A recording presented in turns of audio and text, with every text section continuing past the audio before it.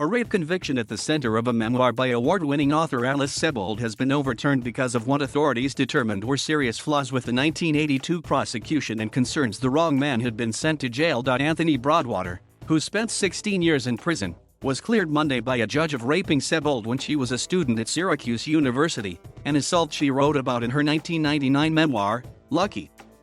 Broadwater shook with emotion, sobbing as his head fell into his hands. As the judge in Syracuse vacated his conviction at the request of prosecutors, "I've been crying tears of joy and relief the last couple of days," Broadwater, 61, told the Associated Press on Tuesday. "I'm so elated, the cold can't even keep me cold." Onondaga County District Attorney William Fitzpatrick told State Supreme Court Justice Gordon Cuffey at the court hearing that Broadwater's prosecution was an injustice. The Post-Standard of Syracuse reported, "I'm not going to sully this proceeding by saying, 'I'm sorry.' That doesn't cut it," Fitzpatrick said. "This should never have happened." Sebold, 58, wrote in Lucky of being raped as a first-year student at Syracuse in May 1981 and then spotting a black man in the street months later that she was sure was her attacker. "He was smiling as he approached. He recognized me.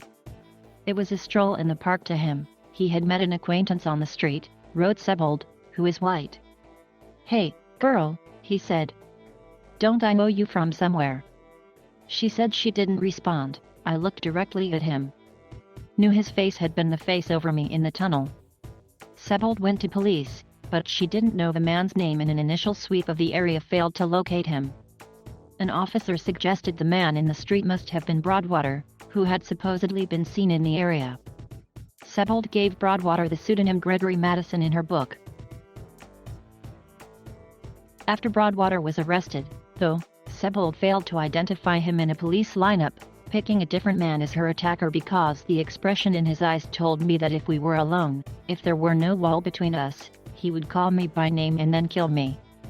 Broadwater was nonetheless tried and convicted in 1982 based largely on two pieces of evidence.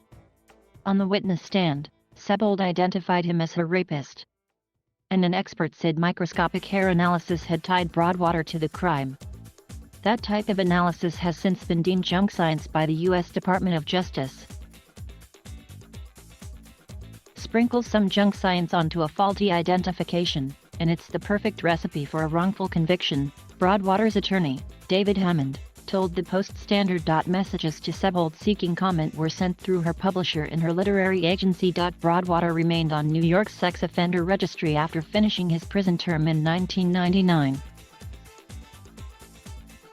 Broadwater, who has worked as a trash hauler and a handyman in the years since his release from prison, told the AP that the rape conviction blighted his job prospects and his relationships with friends and family members. Even after he married a woman who believed in his innocence, Broadwater never wanted to have children.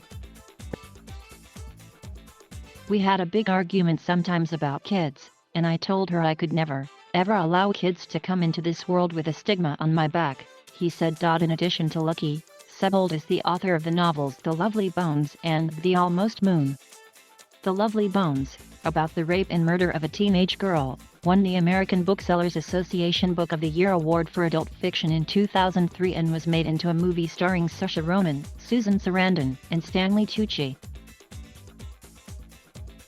Lucky was also in the process of being filmed, and it was thanks to the film project itself that Broadwater's conviction was overturned after 4 decades. Tim Mucciant, who has a production company called Red Match Films, had signed on as executive producer of the adaptation but became skeptical of Broadwater's guilt when the first draft of the script came out because it differed so much from the book. "I started poking around and trying to figure out what really happened here," Mucciant told the AP on Tuesday. Mucciant said that after dropping out of the project earlier this year he hired a private investigator, who put him in touch with Hammond, the Syracuse-based CDH log, who brought in fellow defense lawyer Melissa Swartz of Camberry and Bremnick.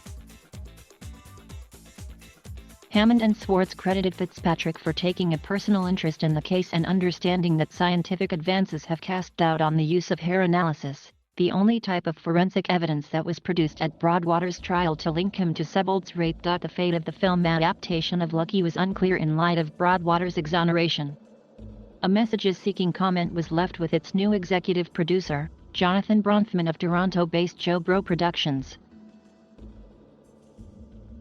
Sebold wrote in Lucky that when she was informed that she'd picked someone other than the man she'd previously identified as her rapist, she said the two men looked almost identical. She wrote that she realized the defense would be that a panicked white girl saw a black man on the street.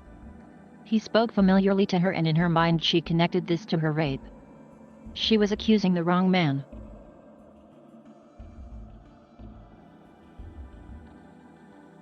Thank you for watching.